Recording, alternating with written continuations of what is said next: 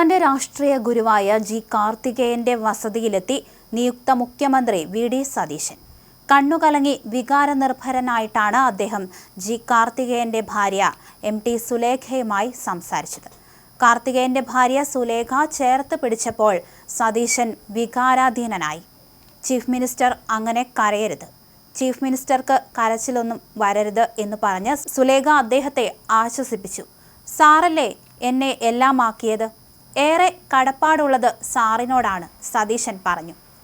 നമ്മുടെ പിള്ളാരെ പോലെയല്ലേ ഞങ്ങൾക്കും നിങ്ങളും എന്ന് പറഞ്ഞാണ് സുലേഖ അദ്ദേഹത്തെ സ്വീകരിച്ചത്. സുലേഖ അദ്ദേഹത്തെ ആശ്വസിപ്പിച്ച് വീട്ടിനകത്തേക്ക് കൊണ്ടുപോയി. തുടർന്ന് അവിടെ ഇരുന്ന് സംസാരിച്ചു. കൊച്ചുമക്കൾ ഉൾപ്പെടെ കുടുംബാംഗങ്ങളെ പരിചയപ്പെടുത്തി. നടൻ ജഗദീഷും നിർമ്മാതാവ് രഞ്ജിത്തും വീട്ടിലുണ്ടായിരുന്നു. എല്ലാവരുമായും സംസാരിച്ച ശേഷമാണ് അദ്ദേഹം മടങ്ങിയത്.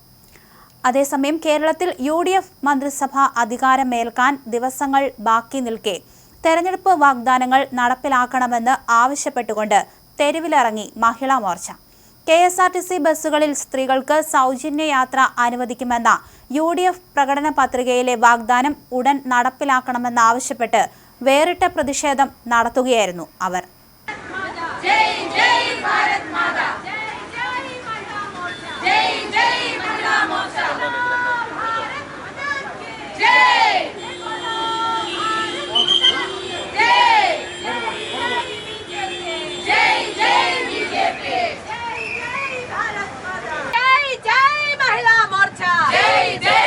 ഞങ്ങൾ അങ്ങ് ഒന്നിച്ചിറങ്ങി മഹിളാ മോർച്ച ഇറങ്ങിയാൽ നടക്കാത്ത കാര്യങ്ങളൊന്നുമില്ല.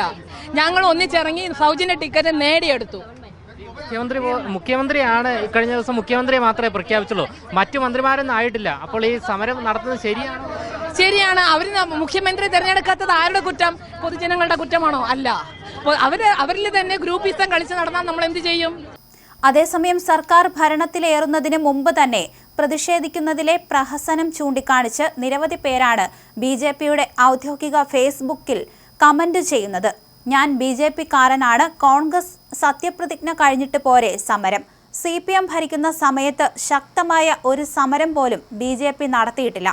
പുതിയ പ്രസിഡന്റ് രാജീവ് ജി വന്നതിന് ശേഷമാണ് സമരം കുറച്ചു നടന്നത്. ഒരു കാര്യം പറയാം, എല്ലാ സ്ത്രീകൾക്കും ഫ്രീ യാത്ര നടക്കില്ല. അതിന് മാത്രം വരവ് കേരളത്തിൽ ഇല്ല. പാവപ്പെട്ട സ്ത്രീകൾക്ക് മാത്രം ഫ്രീ, അല്ലാത്ത പക്ഷം കുത്തുപാള എടുക്കേണ്ടി വരും. അതുകൊണ്ട് BJPയുടെ സമരം മാറ്റിവെക്കൂ, ഇനിയും ഇഷ്ടം പോലെ അവസരമുണ്ട്, ഒരാൾ അഭിപ്രായപ്പെട്ടു. എന്തായാലും നീണ്ട ദിവസങ്ങൾക്ക് ശേഷം കഴിഞ്ഞ ദിവസമാണ് ഇത്തരത്തിൽ മുഖ്യമന്ത്രിയെ പ്രഖ്യാപിച്ചത്. അതുകൊണ്ട് തന്നെ കോൺഗ്രസിനുള്ളിലും പലതരത്തിലുള്ള പ്രശ്നങ്ങൾ നടന്നിരുന്നു. KC വേണുഗോപാൽ അല്ലെങ്കിൽ രമേശ് ചെന്നിത്തല, അതുമല്ലെങ്കിൽ V.D. സതീശൻ എന്നിവരിൽ ഒരാളാകും എന്ന് തന്നെയായിരുന്നു ഏവരും പ്രതീക്ഷിച്ചിരുന്നത്. പക്ഷേ പാർട്ടിക്കുള്ളിൽ പോലും ഇത്തരത്തിലുള്ള ചേരിതിരിവുകൾ ഉണ്ടായതോടെ V.D. സതീശനെ മുഖ്യമന്ത്രിയാക്കിയതും പല പ്രശ്നങ്ങളും ഉണ്ടായി. രമേശ് ചെന്നിത്തല വരെ ഉടക്കി ഇറങ്ങിപ്പോയി എന്ന വാർത്ത വരെ ഉണ്ടായി. പക്ഷെ അതൊന്നും സത്യമായിരുന്നില്ല എന്നാണ് ഒടുവിൽ രമേശ് ചെന്നിത്തലയും V.D. സതീശനും തമ്മിൽ നടത്തിയ കൂടിക്കാഴ്ചയിൽ പോലും പറഞ്ഞിരിക്കുന്നത്. എന്തായാലും കോൺഗ്രസിന്റെ സത്യപ്രതിജ്ഞ തിങ്കളാഴ്ചയാണ് നടക്കുന്നത്. മുഖ്യമന്ത്രി അടക്കമുള്ളവർ അന്ന് സത്യപ്രതിജ്ഞ ചെയ്യും.